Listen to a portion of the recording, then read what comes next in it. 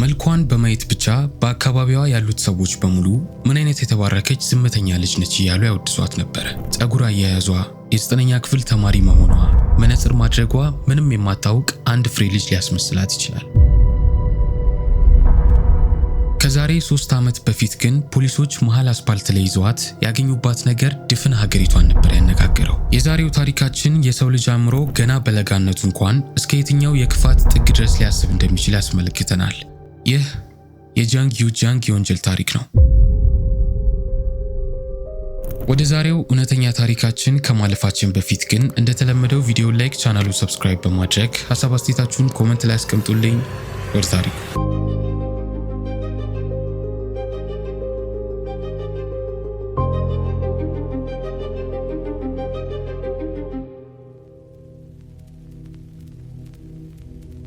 ሜይ 25 2023 ዓ.ም ጃንግ ዩጃንግ የተባለች ተማሪ ከአያቷ ጋር በምትኖርበት ቤት ውስጥ በቡሳን ከተማ ክፍለ ውስጥ በሚገኝ ዴስክ አጠገብ ትቀመጣለች። ይህ ከተማም ደቡብ ኮሪያ ውስጥ ከሚገኙት ትልልቅ ከተማዎች መካከል ሁለተኛው ነበረ። ጃንግ በቅርብ ለምትፈተነው ፈተና እያጠናች ቢሆንም ሙሉ ትኩረቷን ሰጥታ ማንበብ ግን ባለመቻሏ በጣም እየፈራች ነበረ። ምክንያቱም ለፈተናው ዝግጁ ለመሆን የግድ የምታነበውን መሸምደድ ነበረባት። ነገር ግን እየተጠቀመችው የነበረው አጠናን ምንም እየሰራላት አልነበረም። የግድም ከሌላ ሰው እገዛ ያስፈልጋት ነበረ። ጃንግ ግን ከዚህ በፊት አስጠኝ ለመቅጠር ብዙ ፈልጋ ነበረ። ነገር ግን ትክክለኛ የምትፈልገውን አስጠኝ ለማግኘት በጣም ትቸግራለች። በዚህም ጃንግ በቅርቡ የሃይስኩል ተማሪዎችንና አስጠኞችን የሚያገናኝ አፕሊኬሽን መጠቀም ጀምራ ነበረ። እየመጣ ለሚገኘው የ9ኛ ክፍል እንግሊዝኛ ፈተና የሚያዘጋጃት አስጠኝ ፍለጋም ከ50 በላይ ወደሚጠጉ ሰዎች ጋር መልእክት ልካላቸው ነበረ። ነገር ግን ያናገረቻቸው ሰዎች በሙሉ ወይ ለስራው ብቁ አልሆኑም ወይ ደግሞ ለመምጣት ሳይመቻቸው ይቀራል። ነገር ግን መጽሐፎቿን እያነበበች በነበረችበት በዚሁ ቀን ምሽት ስልኳ በድንገት አንድ መልእክት ይደርሰዋል። መልእክቱም ተማሪዎችና አስጠኞችን ከሚያገናኘው ከዚሁ አፕሊኬሽን ነበረ። ጃንግም መልእክቱን ከፍታ ካነበበች በኋላ ፊቷ በፈገግታ ይሞላል። ምክንያቱም መልእክቱ የተላከላት በዛኑ ቀን ካዋራቻቸው አስጠኞች መካከል ነበረ። የአስጠኛዋ ፕሮፋይል እንደሚናገረው ስሟ ቺአን እንደሚባል፣ የ26 ዓመት የኮሌጅ ተማሪ እንደነበረችና እንግሊዝኛ ቀላጥፋ እንደምታወራ ነበረ። በመልእክቱም ላይ የማስጠናት ስራውን ለመጀመር ፍቃደኛ እንደሆነችና ከነገ ጀምሮ ነፃ እንደሆነችም አያይዛ ነበር የጻፈችላት። ነገር ግን አንድ ችግር ነበረ። ቺአን ተማሪዎቿን የምታስጠናው በራሷ ቤት ውስጥ ብቻ ነበረ። ቤቷ ደግሞ ጃንግ ካለችበት ከተማ ራቅ ያለ በመሆኑ በየጊዜው ያንን ሁሉ ርቀት እየተጓዘች ለማጥናት እጅግ አድካሚ ይሆንባታል። በዛ ላይ ደግሞ አያቷም አይፈቅድላትም። ነገር ግን አስጠኝ ለማግኘት ያንን ሁሉ ጊዜ ስላጠፋች ይህንን አጋጣሚ ማለፍ አልፈለገችም ነበረ። በዚህም ጥናቱን መጀመር እንደምትፈልግ በደስታ ከጻፈችላት በኋላ እሷና ቺአን ቀጠሯቸውን ያዘጋጃሉ። ከተወሰኑ ቀናቶች በኋላ ሜይ 27 ምሽት ላይ ጃንግ ወደ አስጠኛው አፓርትመንት ደርሳለች። በተጨማሪ ደግሞ ጉዞዋን በሙሉ ለጥናት የሚያስፈልጓትን መሳሪያዎች የያዘችበትን ሻንጣ ተሸክማ ነበር ስትጓዝ ነበር። ወደ አፓርትመንቷ ከደረሰችም በኋላ ቺአን በሰጠቻት ቁጥር መሰረት ወደ በሯ ትደርስና ታንኳኳለች። ከተወሰኑ ሰከንዶች በኋላ በሩ ሲከፈት ቺአን ጃንግን በፈገግታ ነበር የተቀበለቻት። ስሟን አስተዋውቃትም ከጨበጠቻት በኋላ ወደ ቤቷ ታስገባታለች። ጃንግ ወደ ውስጥ ከገባች በኋላ አፓርትመንቱን ትመለከታለች። አፓርትመንቷ አነስ ያለች ስቱዲዮ ስትሆን አንድ አልጋና አንድ ሶፋ ተቀራራቢ ቦታ ላይ ተቀምጠዋል። በኋላ ላይ ቺአን በሩን በመዝጋት ሶፋው ላይ ቁጭ ካለች በኋላ አረፍ ብለው ስለ ጥናቱ እንዲወያዩ ወደ እሷ እንድትጠጋ ትነግራታለች። ጃንግም ቦርሳዋን ይዛ ወደ አስጠኛዋ ከሄደች በኋላ ሁለቱ ሴቶች መነጋገር ይጀምራሉ። እየመጣባት ስላለው ፈተናና ስላጠናናቸው ዘዴ ከተወያዩ በኋላ ጥናታቸውን ዛሬ ለመጀመር ይወስናሉ። ከዛ በፊት ግን ቺአን የሚጠጣ ነገር ይዛ ለማምጣት ትነሳና ጃንግ ደግሞ ቦርሳዋን በመክፈት የምታጠናባቸውን መሳሪያዎች ማውጣጣት ትጀምራለች።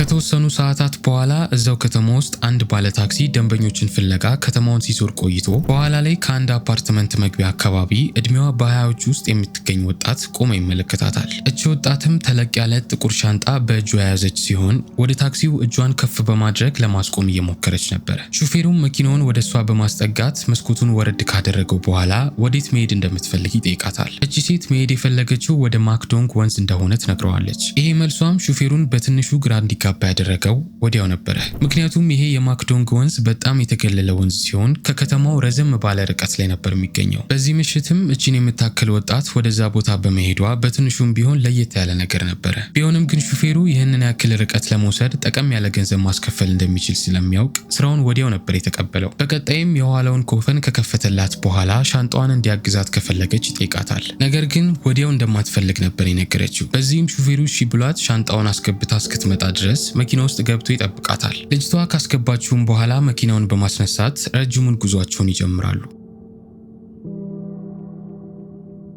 ከተወሰኑ ሰዓታት በኋላ ታክሲው ወደዚሁ ወንዝ ይደርሳል። ወንዙን እንደምትመለከቱት መሃል ላይ ድልድይ ያለበትና ጭር ያለ ቦታ ነበረ። መኪናውን ካቆሙ በኋላም ሂሳቡን ነግሯት ልጅቷ ትከፍለዋለች። በኋላ ላይ ሹፌሩ በድጋሚ ሻንጣውን ለማውረድ እንዲረዳት ከፈለገች ይጠይቃታል። ልጅቷ ግን በድጋሚ አይ እኔ ራሴ ያወርደዋለሁ ብላ ትመልስለታለች። በዚህም ሹፌሩ በድጋሚ እሺ ብሏት ኮፈኑን ይከፍትላታል። ሹፌሩ አሁን ስራውን ስለጨረሰ ልጅቷ ከዚህ በኋላ በምታደርገው ነገር ምንም የሚመለከተው ነገር አልነበረም። ነገር ግን ሰዓቱ ወደ ሌሊት እየተጠጋ ስለሆነ እንዲሁም ቦታው እጅግ በጣም ጸጥ ያለና አስፈሪ በመሆኑ የልጅቷን ደህንነት ማረጋገጥ ፈለገ። በዚህም መኪናውን አዙሮ በመመለስ ፋንታ ልጅቷ ወደ ድልድዩ ስትሄድ መመልከት ይጀምራል። ልጅቷም ይዘው እየሄደች ያለችው ሻንጣ በጣም ከባድ እንደሆነ ያስተውላል። በጣም እያስቸገራት ነበረ። ሹፌሩም የሆነ ልክ ያልሆነ ነገር እንዳለ የተሰማው በዚህ ወቅት ነበረ። በዚህም መኪናውን አዙሮ ወደ ስራው በመሄድ ፋንታ ትንሽ ራቅ ብሎ መኪናውን በማቆም ልጅቷ ተመልሳ ከመጣች ብሎ ወደ ድልድዩ መመልከት ይጀምራል። ለተወሰኑ ደቂቃዎች ምንም የተፈጠረ ነገር ባይኖርም ከ20 ደቂቃዎች በኋላ ግን የሆነ ነገር እየታየው ይመጣና ልጅቷ ከድልድዩ መመለስ ትጀምራለች። ሻንጣው እስካሁን ድረስ አብሯት ቢሆንም በአሁኑ ግን እየከበዳት የነበረው ሲያስቸግራት የነበረው ሻንጣ ቀለል አድርጋ ነበር ይዘው እየመጣች የነበረው። እቺ ሴት ወደ ድልድዩ ስትሄድ በሻንጣው ይዘው የነበረችውን ነገር ይዘው እንዳልተመለሰች ግልጽ ነበር። ሹፌሩም ሻንጣው ውስጥ የነበረውን ነገር ምንነቱን ለማወቅ በጣም ነበር የፈለገው። ምክንያቱም እቺ ሴት ወደዚህ የተገለለ ወንዝ በዚህ ሌሊት የመጣችው የሆነ ነገር ተደብቃ ለማስወገድ ነው። ምንም ይሁን ምንም ግን በጣም መጥፎ ስሜት እየተሰማው ስለነበር መኪናውን አስነስቶ እየነዳ ቀጥታ ለፖሊስ ይደውላል።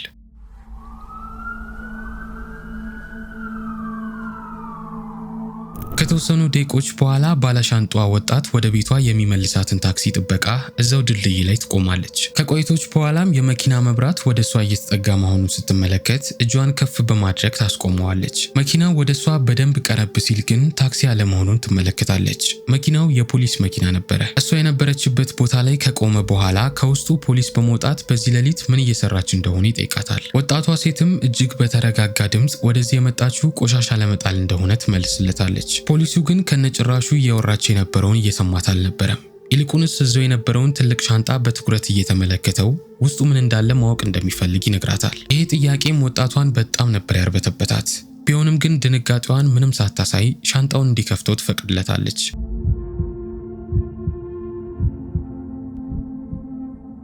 ፖሊሱም ሻንጣዋን በመቀበል ዚፑን ይከፍተውና ባትሪውን አብርቶ ወደ ውስጥ ሲመለከት ውስጡ ባዶ ነበረ።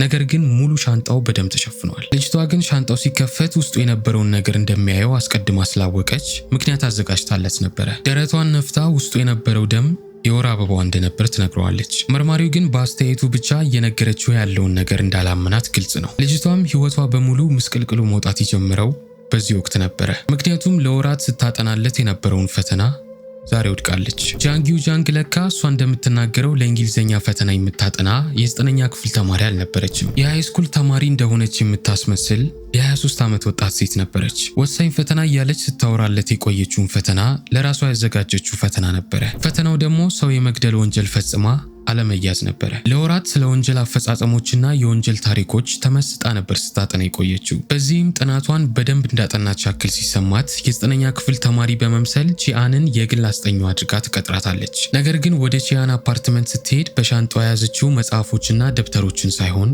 ግድያውን የምትፈጽምበትን ቢላ ነበር የያዘችው። ጃንግ ለቺያን ጥናቱን መጀመር እንደምትፈልግ ከነገረቻት በኋላ ለቺያን ከጠማት ብላ ውሃ ይዛላት ትመጣለች። ነገር ግን ቺያን በተመለሰችበት ወቅት ቢላዋን አውጥታ ነበር የጠበቀቻት። ቺያንንም እስክትሞት ድረስ ወቅታ ትገላታለች። በኋላም የቺያንን አስክሬን ከቆራረጠችው በኋላ ሻንጣ ውስጥ በመክተት ጃንግ አስክሬኗን ለማስወገድ ያቀደችው በናክዶንግ ወንዝ ውስጥ ነበረ። ነገር ግን ያ እቅዷ አልተሳካላትም። በፖሊስ ቁጥጥር የዋለችውም ገና ከቦታው እንኳን ሳትርቅ ነበረ። ጃንግ ዩ ጃንግም ጥፋተኛ ሆና ከተገኘች በኋላ የእድሜ ልክ ጽኑ እስራት ይፈረድባታል። After the murder, part of the body was put in a suitcase and then abandoned in a forest outside Busan. ኦገስት 8 2024 ዓ.ም ከጠዋቱ 3 ሰዓት አካባቢ የ48 ዓመቷ ሩሲያዊት ሉድሚላ ላዛሬንኮ የተባለች ሴት ፔሩ ውስጥ በሚገኝ ጥቅጥቅ ባለ ጫካ ውስጥ ባንግሎ ውስጥ ተቀምጣለች። ባንግሎ ማለት ልክ እንደ ቴንት አይነት ሆኖ ለመተኛት ብቻ የሚሰራ ትንሽዬ ማረፊያ ቤት ነበረ። ነገር ግን ከጎኑ ከሚገኝ ኪችንና ሳሎን ጋር የተገናኘ ነበረ። ሉድሚላ የባንግሎ መሃል መሬት ላይ ተቀምጣ አይኗ ተጨፍኖ ሜዲቴት ለማድረግ እየሞከረች ነበረ። ነገር ግን የወፎቹ ድምፅ፣ ውጭ የነበሩት እንስሳቶች ድምፅ እንዲሁም ኪችን ውስጥ የነበረው ጓደኛዋ አይቨን ኩዝመን በሚያወጣቸው ድምጾች ትኩረት ለማድረግ በጣም እየከበዳት ነበረ። በዚህም ለጊዜው ሜዲቴት ማድረጓን በመተው ሻይ ያፈላ ወደ ነበረው የ38 ዓመት ጓደኛዋን አይቨንን ትመለከተዋለች። ሉድሚላና አይቨን ንጹህ ጓደኛሞች ነበሩ። ሉድሚላ እንደውም ትዳር ይዛ 2 ልጆችንም ወልዳለች። ከአይቨን ጋር ወደዚህ የመጣችው መንፈሷን ለማደስ የተወሰነ የጥሞና ጊዜ አግኝታ ወደ ሀገሯ ለመመለስ ነበረ። እዚህ ቦታ ላይ ደግሞ ሰዎች ተመሳሳዩን ስሜት ፈልገው ከተለያዩ ሀገራቶች ይመጡ ነበር። ሉድሚላና አይቨንም እንደዚህ አይነት ዝግጅቶችን መታደም ከጀመሩ 2 ዓመታት አካባቢ ይሆናቸዋል። ከአይቨን ጋር የተዋወቁት ራሱ በእንደዚህ አይነት ዝግጅቶች ሲሆን ከዛ ጊዜ ጀምሮ ሁለቱ ጓደኛሞች ይሆኑና እንደዚህ አይነት ፕሮግራሞች ሲዘጋጁ አብረው መሄድ ይጀምራሉ። ወደዚህ ዝግጅቶች ሲሄዱ ግን ዝም ብለው ተፈጥሮን በማየት ብቻ አልነበረ መንፈሳቸውን የሚያድሱት። ወደ እነዚህ ዝግጅቶች ሲሄዱ አንድ የሚጠጡት ሻይ ነበረ። ይህ ሻይ ታዲያ እኛ እንደለመድነው አይነት ተራ ሻይ ሳይሆን ለነገሮች ያላችሁን አመለካከት በመጨመር ጥሩ ጊዜ አሳልፋችሁ ነው የምትወጡት። ከዚህ በፊት ላይ ትልቅ ጭንቀት ውስጥ ከነበራችሁ ይሄ አያዋስካ የተባለው የሻይ ሕክምና ብዙ ሰዎች እንደሚናገሩት ከሆነ ብዙ መፍትሄዎችን ይሰጣቸዋል። ሉድሚላም እናት ከሆነችበት ዕለት ጀምሮ ለራሷ ብዙም ጊዜ ሳትሰጥ በመቅረቷ እንደዚህ አይነት ፕሮግራሞች ላይ መሳተፍ ለሷ በጣም ይረዳት ነበረ። አይቨንም ቢሆን ያን ያክል የሚጨናነቅ ሰው ባይሆንም ለራሱ ምክንያቶች ወደዚሁ ፕሮግራም ይመጣል። በዚች ቀንም እና አይቨን እዛው ባንግሎ ውስጥ ባሉበት ወቅት ከባድ የሚባል ህግ ሊጥሱ ነበረ። እነዚህን ፕሮግራሞች ሲመራ የነበረው ሰው ለሁሉም በግልጽ አንድ ህግ ተናግሮ ነበረ። ይህም ወደ እነዚህ ፕሮግራሞች የፈለጋችሁትን ያክል ጊዜ ደጋግማችሁ ብትመጡም መቼም ቢሆን አያዋስካ የተባለውን ሻይ አጠገባችሁ ሻመን ሳይኖር እንዳትጠጡ የሚል ነበረ። ሻመን ማለት እዚህ ቦታ ላይ የሚመደቡ አዋቂዎች ሲሆኑ እያንዳንዱን ሂደት የሚመሯችሁ ሰዎች ናቸው። ይህንን ሻይ ግን ያለምንም ሻመን የምትጠጡት ከሆነ የሆነ ነገሮች እናንተ ላይ ሊፈጠሩ ይችላሉ። ይህንን ህግም ማንም ያውቅ ነበረ። ነገር ግን ሉድሚላና አይቨን ይህንን ሂደት ላለፉት 2 ዓመታት በመከታተላቸው በበቂ ሁኔታ ፕሮሰሱን እናውቀዋለን ብለው ያስባሉ። በዚህም እዛው ባንግሎ ውስጥ ሻያቸውን አፍልተው የራሳቸውን ኤክስፒሪየንስ እንደሚያገኙና ማንም ሰው እንደማያያቸው ነበር የገመቱት። አይቨንም ኪችኑ ውስጥ ሆኖ ሲሰራ የነበረው ይህንኑ የአያዋስካ ሻይ ነበረ። ሻዩን በ2 ብርጭቆዎች ቀርቶ ሳሎን ወደ ነበረችው ሉድሚላ በመመለስ ሻዩን ከሰጣት በኋላ ሁለቱም ጠጥተው መሬት ላይ ጋደም በማለት አይናቸውን ይጨፍናሉ። ከተወሰኑ ሰዓታት በኋላ የዚህ ዝግጅት ዳይሬክተር በግሩፕ ደግሞ የሚሰበሰቡበትን ፕሮግራም እየመራ ባለበት ወቅት እና አይቨን ከነበሩበት ባንግሎ አካባቢ ጩኸቶችን ይሰማል። ዳይሬክተሩም ወዲያው ትምህርቱን አቋርጦ ወደ ጩኸቶቹ ሲሮጥ አንደኛዋን ሰራተኛቸውን ያገኛታል። እሷ ነበረች ስትጮህ የነበረችው። ሰራተኛዋም እያየች የነበረችው እና አይቨንና ሉድሚላ ወደ ነበሩበት ባንግሎ ውስጥ ነበረ። ዳይሬክተሩም ወዲያው ሰራተኛዋ ወደ ነበረችው ባንግሎ ተጠግቶ ወደ ውስጥ ሲመለከት ወዲያው 2 ነገሮችን ነበር ያስተዋለው። አንድ አይቨንና ሉድሚላ የተናገራቸውን ህግ ጥሰዋል። ያለምንም ሻመን እገዛ የአያዋስካ ሻዩን ጠጥተዋል። 2 ደግሞ እጅግ በጣም አስከፊ የሆነ ዋጋ ነበር ያስከፈላቸው። አያዋስካ እናንተና እኔ እንደምናውቀው ዝም ብሎ ሻይ አልነበረም።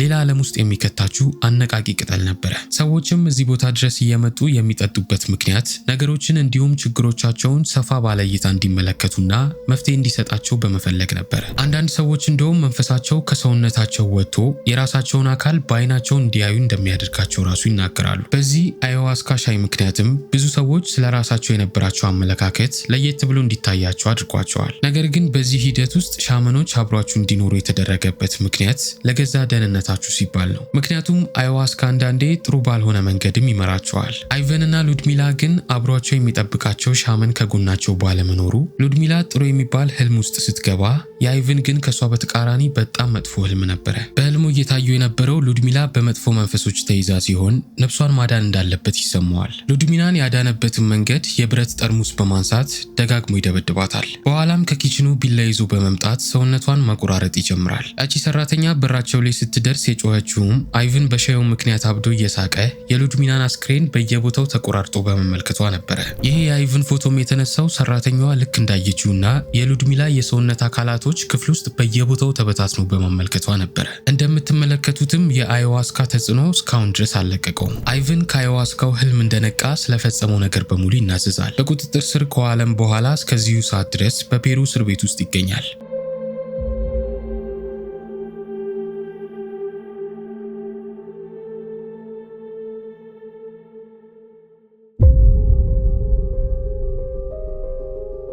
የዛሬው እውነተኛ ታሪካችን ይህንን ይመስል ነበረ። እንደወደዳችሁት አልጠራጠርም። በቀጣዩ ቪዲዮ እስክንገናኝ ድረስ ሰላም ቆዩልኝ።